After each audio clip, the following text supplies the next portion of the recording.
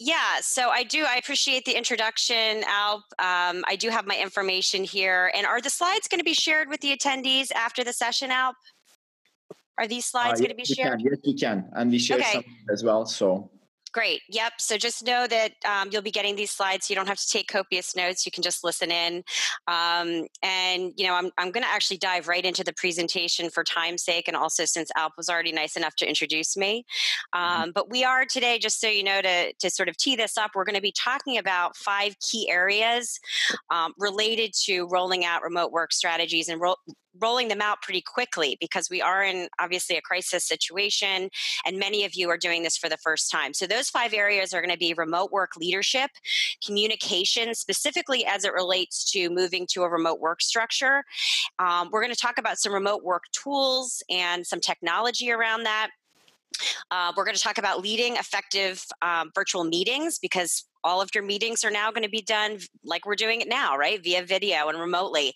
And also talking about work from home best practices. So as we're going along, feel free to add questions, comments, advice, maybe things that lessons learned that you've already had, add that into the chat as we go along. So we've got our polls. I appreciate you filling out the polls just to get a pulse on kind of where everybody is at. And we're actually results of the second one also. I didn't see results. I actually just saw it pop up, Alp, with still asking people to answer it. Do we have results yet? Okay, there we go. So right now, the biggest challenges for the group on this call, we've got 28% with communication as the biggest challenge in connecting with the team, 22% keeping culture intact, and then 6% with the tech tools. That's actually great news. And then home office setup is the biggest area, and setting that routine. So that's a big change if you're not used to it. Great. Well, that is wonderful information to know as we jump into this. So remote work leadership, this is a biggie, right? So many of you last week woke up and you had to quickly move your team literally overnight to a remote team. So this is a challenge, right? And it's also an opportunity as a leader in terms of how you manage this crisis and how you manage your business and your people from here. So I love this quote: panic is contagious, but so is great leadership. Right? That is so true. And you as a leader can set that tone. So thinking about the opportunity for success during this crisis with your team is really important, and knowing that you can bring positivity and transparency and clarity to your team. Your leadership right now really can have a significant positive impact on your people and on your business and the productivity of your business. We know that really the best leaders are going to give their people direction right now and a solid plan, and really sort of be that calm in this storm, right? This is a hugely stressful time and none of us really know what's going to happen. So you can be that calm in the storm. It's also important to remember you all have a leadership style, right? Whether you're an independent contributor in a company or an actual manager or an owner of a company, you have your own leadership style, and that doesn't change just because you're remote. Okay, that does not change. So keep that in mind in terms of how we're framing this. And then there's just a few things that I wanted to mention in terms of leading your remote teams really to keep in mind. The first thing, really important thing, is establishing boundaries and managing expectations. So make it clear to your people, your team, your colleagues that this is a temporary experience for a period of time, right? It's a learning experience for everyone, and communicate what you want the company to learn through this experience, and be clear about how the company will be operating during this crisis time. You want to establish a communication cadence that's going to help everyone feel connected and confident that work is getting done. When you're on site in an office, this is much, much easier, right? Because you're seeing people, you're checking in on projects. So you want to find a way to replicate that in your new remote world. So some examples might be setting up daily huddles with your team, having your check-ins to review work with your team, whether that's one-on-one or as a team. Your number one job right now as a leader is establishing a communications plan with a clear understanding around those boundaries and expectations. And we're going to get into more detail about that. When you say communications plan, do you mean like corporate policy? It doesn't, I mean, again, we're talking like emergency rollout. So I don't want people to feel like they have to take the time to have a big corporate policy. I'm talking about um, thinking about the structure of when are we having our meetings, how often are we going to have them, what's the structure of them. So, and we're going to talk in more detail, Alp, about that on the communication piece, because it's really important to break down, like, what does that mean? So it's a great question. Yeah. Okay. And then, being flexible. So we know right now, at least in the US, so I'm based in the Philadelphia area in the US, we know that there's 34 plus million kids at home right now from school. So parents are trying to work and homeschool and manage kids, and they have partners and spouses at home. So we have to, as leaders, be very flexible and understand that, there's going to be imperfect at-home work scenarios. We want to be supportive of what our teams are dealing with, and we want to encourage our teams as much as possible to try and follow some kind of routine at home with flexibility built in, right? So if someone typically worked, a 9 to 5 business day, that might not work right now. They might need to work early in the morning before their family gets up. They might need to work in the evenings and then have some core hours with the team in the middle of the day. So keep that in mind in terms of flexibility. Transparency. We all know this, right? It's the number one thing, and we feel this just as human beings, is to alleviate fear and uncertainty. We need that transparency from our leaders. We need that. Just one question. Are you on a new slide right now? I'm actually not, because we're still on remote leadership. Okay. Are you still seeing that slide? Okay. No, okay. I'm seeing your cursor now. I was just curious because, just in case so that we are on the same screen. Yep. So we're on bullet 3, transparency. All right. Okay. Yep. Perfect. Yeah. So, and again, just with that transparency, it's again, bringing that calm, alleviating fears and uncertainty, and communicating messages. They're not always going to be rainbows and sunshine right now, right? But that's okay. We want to be honest with our team and let them know as much information as we can as things are unfolding. Things are moving at a fast pace. This is really going to help to unite and rally your team. And it's important for you as a leader also to just live out those actions in your own life and be an example of that. And then being a part of the solution is really important. I will give you an example of this. So at Delegate Solution, most of our virtual assistants are parents.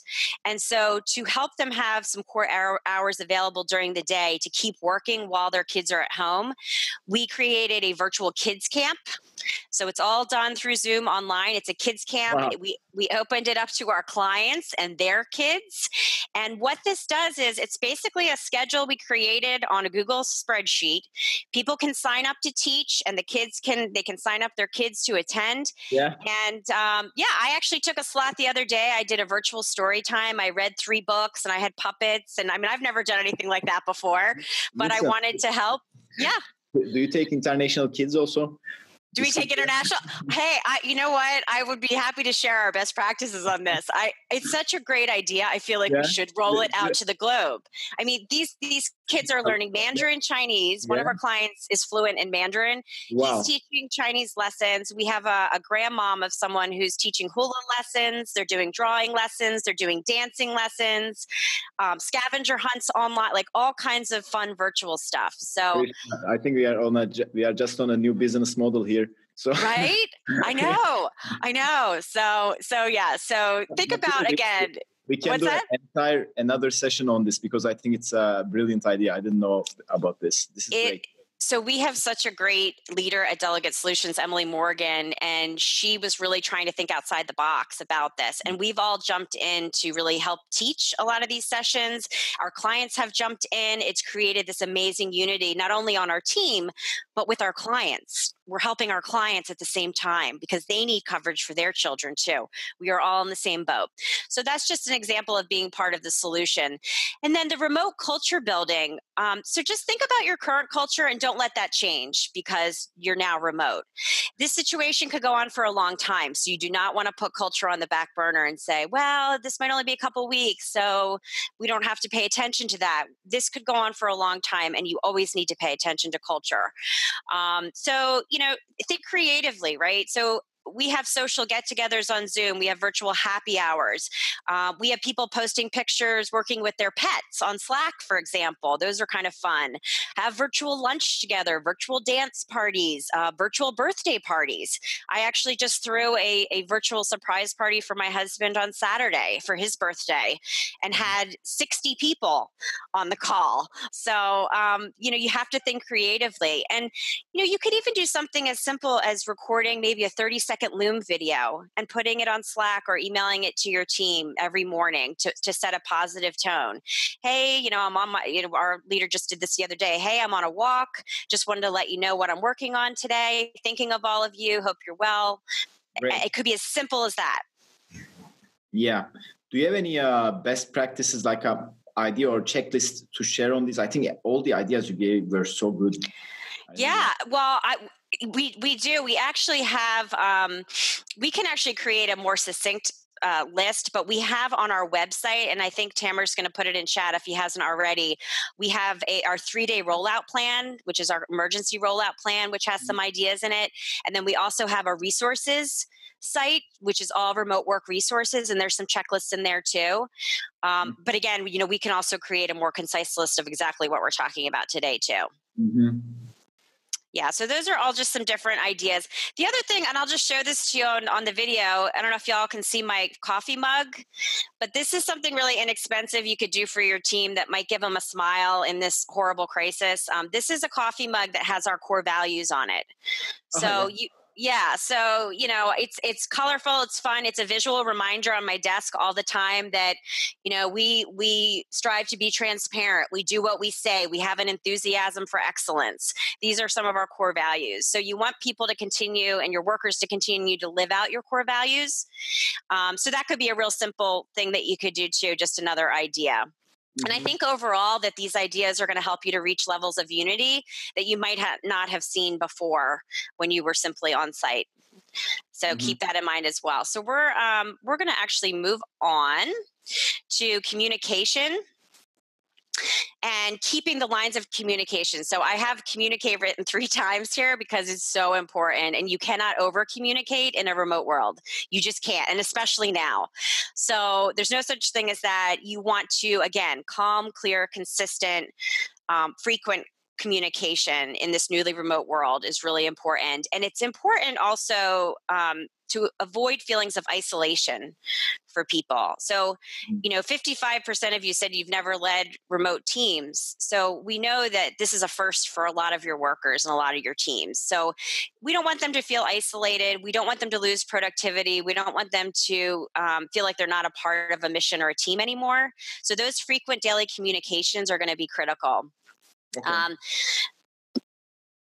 And what we're recommending, as I mentioned, we've recommended this sort of 3-day emergency rollout program. You can find that on our website. We're not going to go through all the details of the 3-day, plan, but what we are going to do is just talk about some of the key communication areas that are mentioned in that plan. And the first one goes to your question, Alp, about, what does that look like? And the first part is really outlining those protocols with your team. And what do we mean by protocols? It's how do we reach people? Is that through instant message? Is it Slack? Is it email? Is it text? Is it a combination of all of those things? People want to know, how do I reach my manager? Like, how do I reach my colleagues now? Make that clear and spell it out. What are our goals for response times for our internal people as well as for our clients? Is that same day? Is that 24 hours? Is that within an hour? And how often and when will teams meet? So in our company, we have a 15-minute all company huddle. It's 15 minutes. It's very kind of lean and mean, but we started off with a positive focus so people can share something positive that's going on in their life, which creates a personal connection. We rotate the host, so everyone has an opportunity to actually facilitate these 15-minute huddles. And we always close the meeting with a core value and how it's being lived out in the company with examples. So again, that's also culture building, but it's communication as well. Another idea you might want to think about is having office hours each week, especially in this remote world, right? So maybe have a day or two a week where you've got a slot of time where your team can just, schedule time with you for one-on-one communication, even if it's just about checking in on how people are doing. That might be something you want to try as well. Mm-hmm. Again, we have weekly sales meetings, weekly leadership meetings. So you just want to nail down what that meeting schedule is going to look like for you and your team. You want to look at what's the meeting structure and the agenda going to look like. And then, of course, how will you meet? Will it be on Zoom or Slack or Microsoft Teams or whatever tool you're going to use? Mm-hmm. And then the other piece is, you want to make sure that you communicate the start and end times to people's day. You want to avoid burnout for people. Again, a lot of newly remote workers I'm hearing on this particular call. So you want to make sure that people are not working too many hours. That's actually a big problem with remote work, is people don't set that boundary. Yeah, that came up a couple of times today, both from attendees and also the panelists. It's a biggie. Yeah. And we just do not want people burning out, because they're also stressed mentally with just what's going on in the world on top of that. So just to be cognizant of that. And, a few other things with expectations: find out when people are available. Again, a lot of people are working with kids at home, or maybe they're taking care of an elderly parent, things like that. Seems kind of trivial, but how to dress for work. So when people haven't been working from home, they're not sure, like, what does that mean if I get on a video call? Can I have a baseball hat on? Can I wear my yoga pants and a t-shirt? Or do I have to have like a collar? Like, what does that look like? So just let people know, for your organization, what that looks like. Because people, believe it or not, do have a lot of questions about that on video. And always using video, right? So it helps. Like, if I was just on audio, it would really be hard for you to, pick up on everything that I'm saying. You wouldn't see any hand gestures. You wouldn't kind of see my expressions. So same thing for your team. When you're working with your team, you want to have that personal connection as much as possible. Mm-hmm. And then making sure everyone needs really good internet connection. If there's issues there, enlist whoever your IT person is or your IT support to help with that. If there's confidentiality issues with having people working from home, again, enlist your IT to help you with that. Okay. And then sharing an emergency list at the very least, right? Like, where is everybody? What's their mobile number? How can we get in touch with them? You want to have that on paper, right? In case internet goes down, or all these things can happen, right? And then setting up your tools, and we're going to talk a little bit more about tools next. You definitely want to have those communication and collaboration tools. And it's great to hear that this group actually is very comfortable with the tech tools that are related to remote work. That's awesome. And then frequent check-ins. So we've talked about this too. Really, even if it's just checking in to see how people are doing, what they're working on, it's going to encourage that open communication, and it's going to mimic the natural conversations that were happening in your office. So if you remember two things, it's be deliberate and be intentional when you're communicating, much more so when you're remotely than when you're in the office. And again, to avoid that isolation. And again, think about doing quick videos. Think about doing a recorded message, even just on your phone in the morning, and sending that out to your team. And then that water cooler chat, right? So in the office, you might meet up with people in the hallway, in the kitchen, at the coffee machine, and have these, impromptu chats. You can replicate that in Slack with a water cooler channel or with the Loom video, right? We've been sharing a lot on our water cooler channel in Slack about the coronavirus. Initially, it was more about serious information about what was happening. Now there's a lot of more humorous things coming out, which just helps to relieve some of the stress as it's been getting to be a worse crisis. So there's humorous memes there. There's some funny posts. There's also ideas people are sharing about how to keep their kids occupied, etc. Mm-hmm. And the final note I wanted to make here is about don't be afraid to interrupt each other. And anyone who's been a remote worker for a while knows what I'm talking about with this. There tends to be this idea with remote workers that I'm going to be bothering my manager, or I'm going to be bothering my coworker if I interrupt them. We're all working from home now. We are all busy. you can't sit back and say, I don't want to bother someone if there's something important that you need to collaborate on, or if there's an important question that you need to ask. The danger in that is huge for organizations. So as a leader, encourage your people, bother me, raise your hand, let me know, or jump in for office hours with me if it's an issue that can wait until office hours. So make sure that you communicate that. Yeah, that was we were with Dorota right before, and that was also one of the points she mentioned. And like they were using such like status on Slack, and like all of these, they were detailed out so that they know when they can bother who. And yes. when, Yeah. I mean, Slack is great for that because you can say, well, first of all, you can turn your notifications off altogether. So when I see that, I know that the person is in deep work and they probably don't want to be interrupted, but you can still put your message in and they won't get it until they turn their notifications back on. So, exactly. And then the status as well. That's a great point too. You can put a little note in there, working on a project, I'll be available at XYZ time or something like that. Yep. That's a great point. And then just a final note on this, your employees are paying very close attention to how you as leaders are leading during this time. And again, that transparent, clear, and consistent communication and being the calm in the storm is going to be critically important. So just really want to drive that home. You've all probably seen some of these tools now, especially if you've logged into some of the other sessions, on this wonderful two-day webinar, video meetings, right? So you want to make sure you have these tools put into place, at least a couple of them. At the very least, you want to make sure you have your video conferencing tool in there and an instant messaging tool. We like Zoom. We like Slack. I love Loom. I use Loom all the time. Yeah, Loom is amazing. Do you use Loom, Alp? Zoom? Loom. Yes. Loom. Yes. Yeah. And it's just, I mean, if you do 2 Looms, you'll be a pro at it.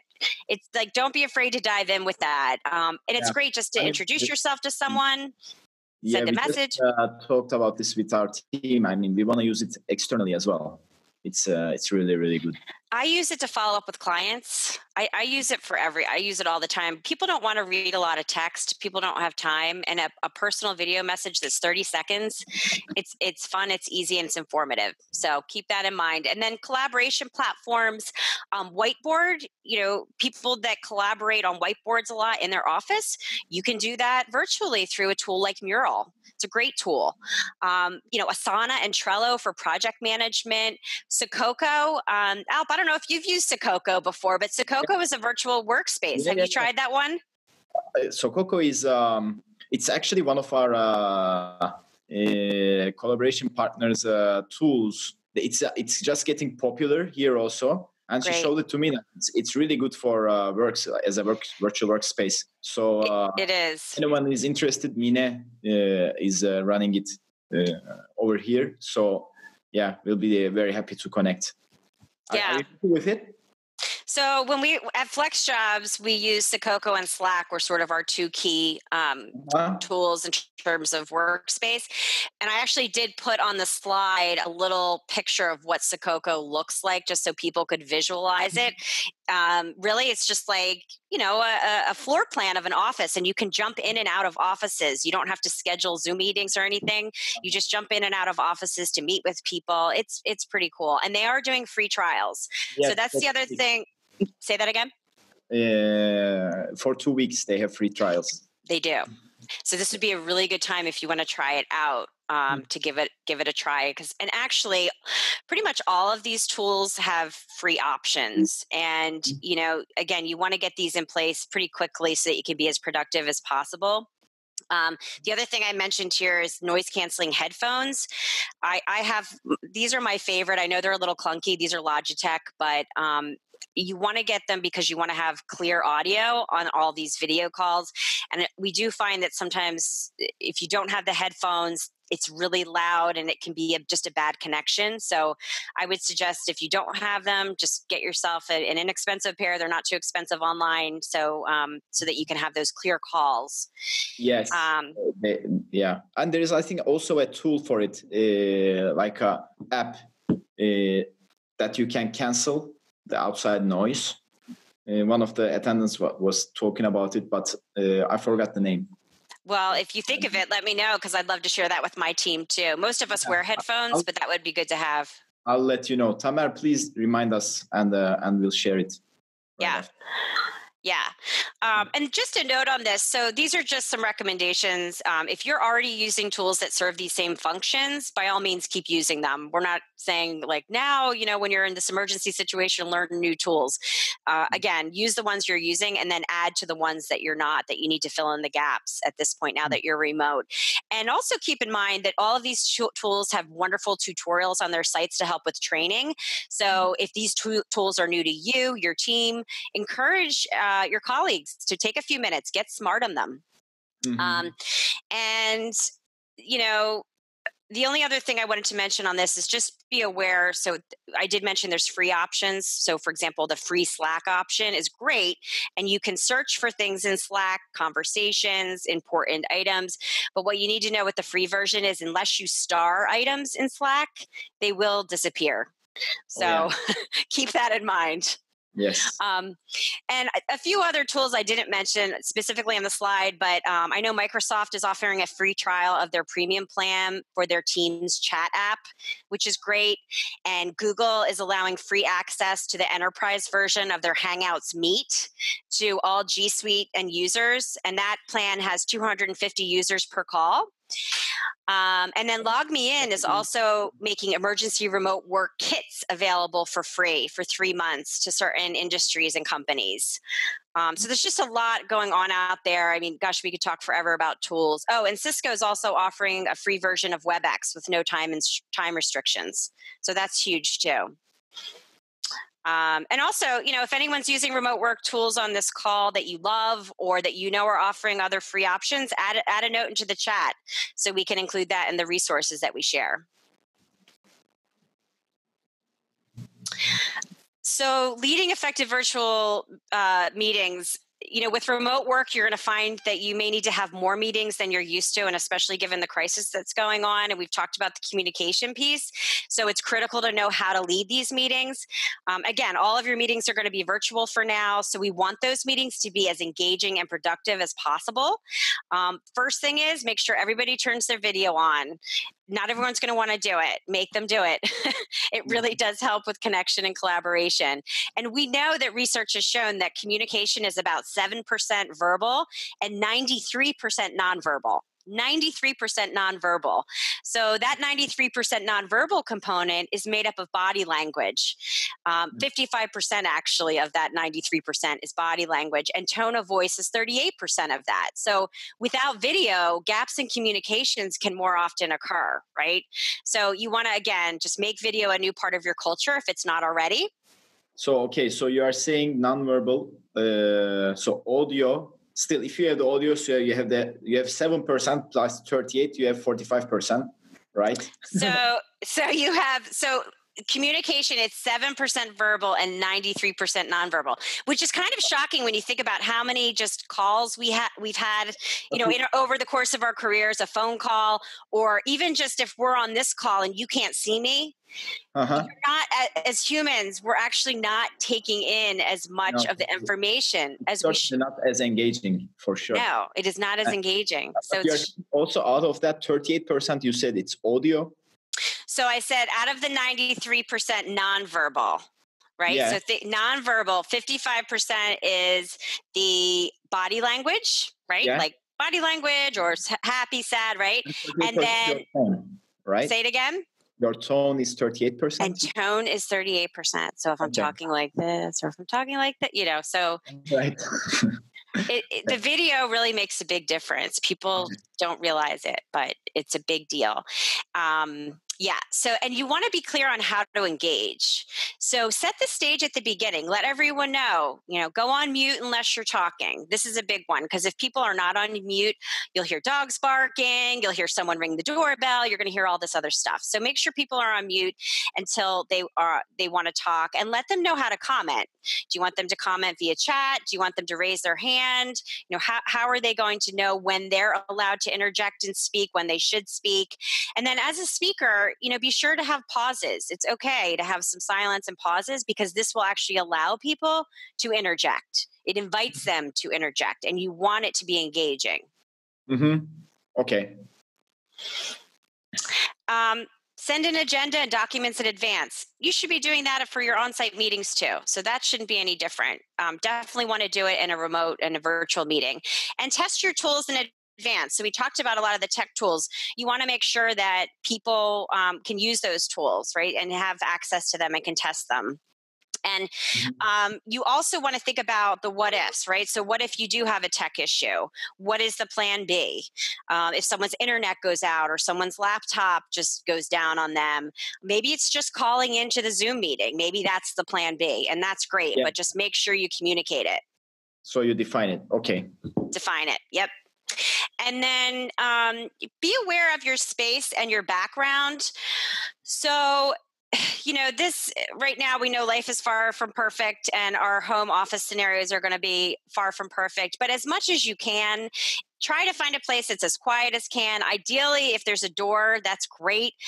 Make sure your background doesn't have a lot of junk in the background, but as professional as possible within reason. We understand these are not normal times. This is not business as usual. And again, people have kids and spouses, partners. It's crazy. So be flexible with that, but as much as possible, try to have a good background.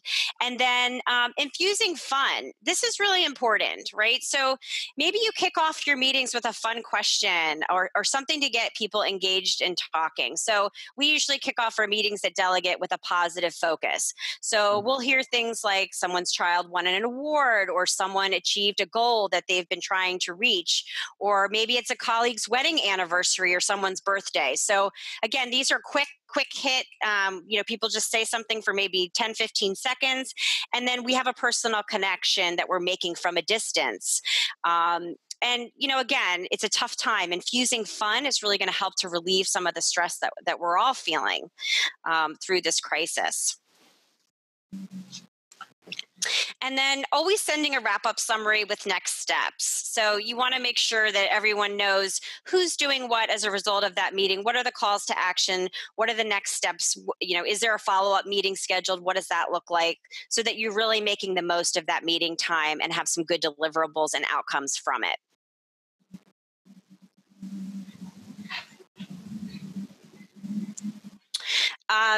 And then some work from home best practices.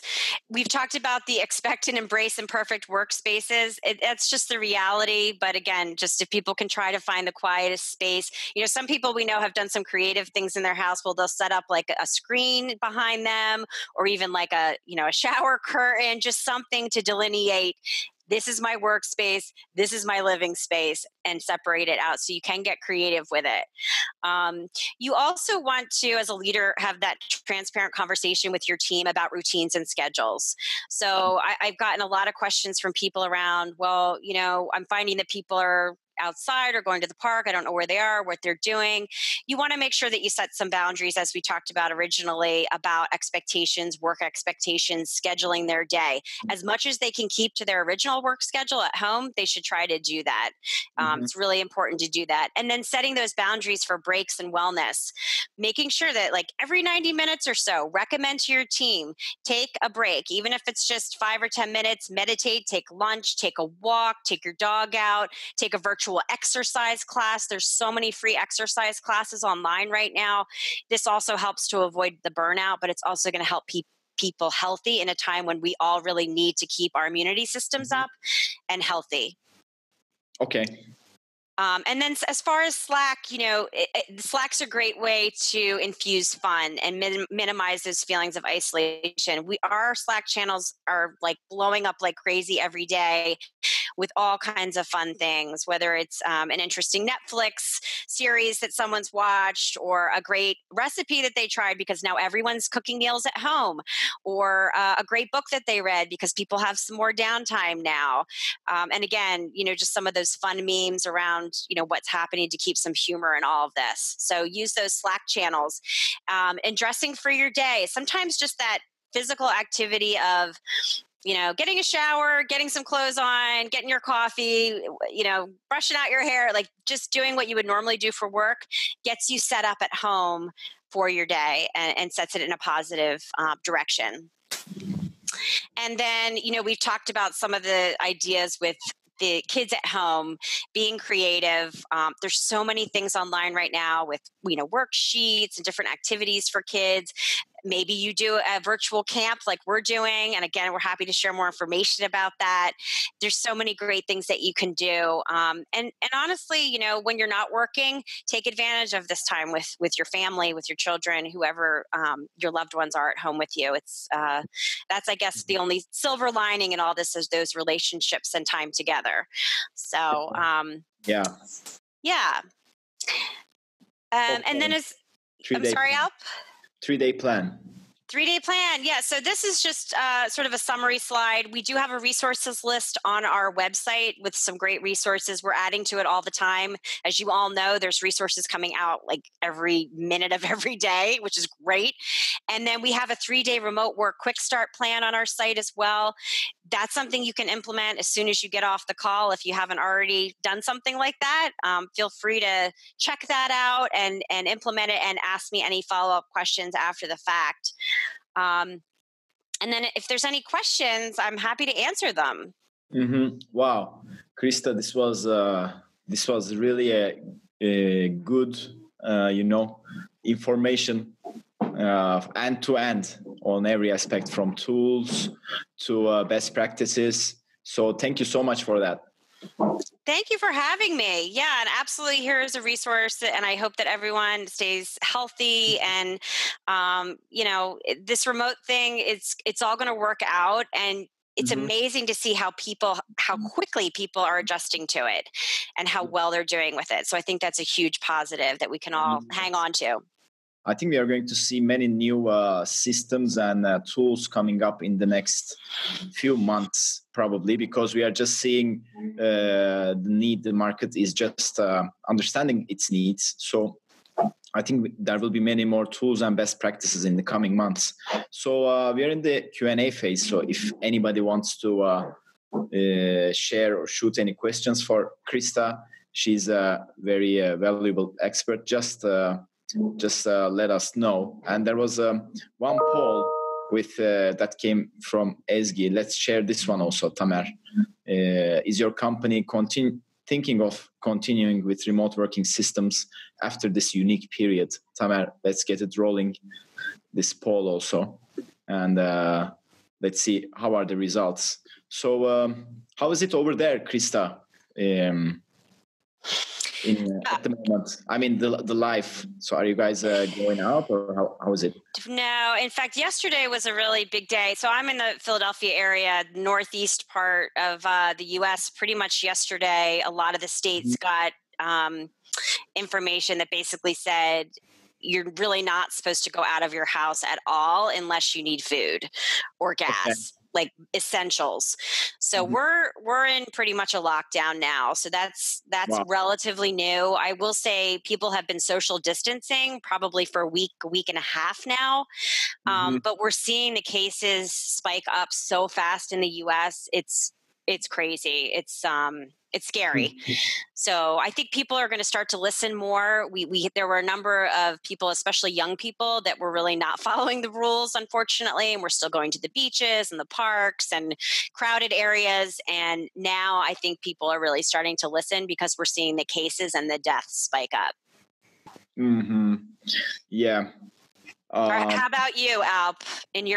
What are you seeing from your view over there?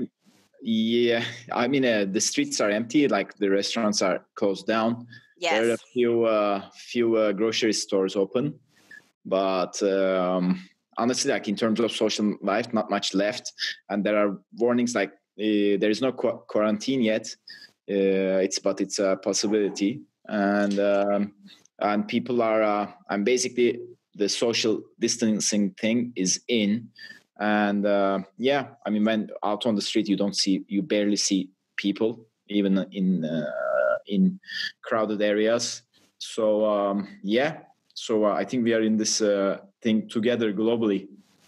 We are, and it's uncharted territory for everyone. So I think all we can do is take it day by day, be as positive as we can, and try to keep our teams and our companies as stable and calm as we can, and just try and help where we can.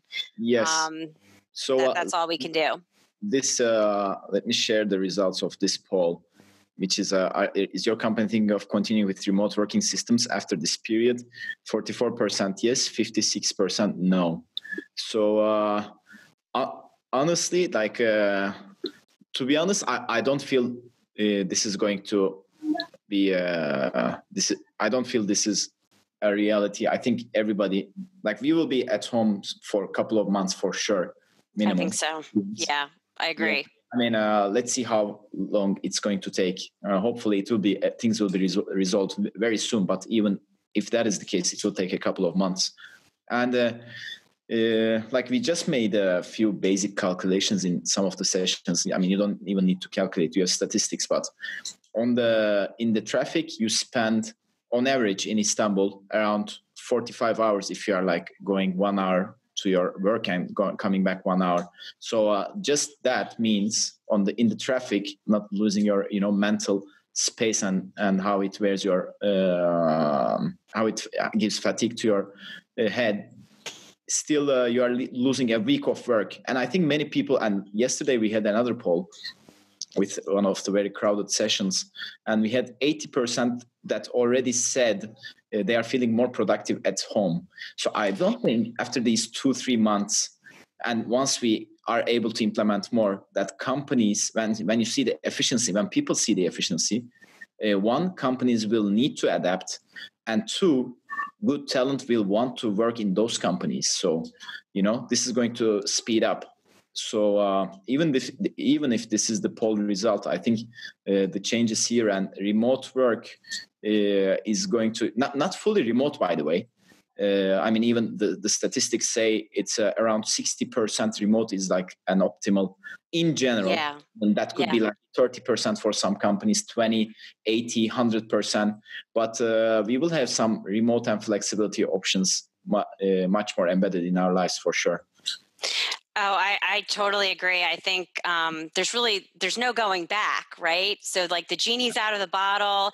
People are now learning how to use all these remote tools. Businesses are they're probably seeing that productivity stat that you shared, right? So 80-something% are feeling more productive, and that's going to show in business results. So, and the other thing is, I know at least here in the US, when we have a big snowstorm, we've had a lot of horrible hurricanes, debilitating hurricanes. Those events have basically shut down businesses for a period of time, not like this, but maybe it's 2 weeks or a week. You're right. Well, now that's probably not going to happen as much anymore, which is good for the economy because people will now know, okay, here's how we know how to work from home. We have the tools in place. Exactly. We have the strategy because we already did this. Exactly. So it's fascinating. And you make a really good point about that. Yeah.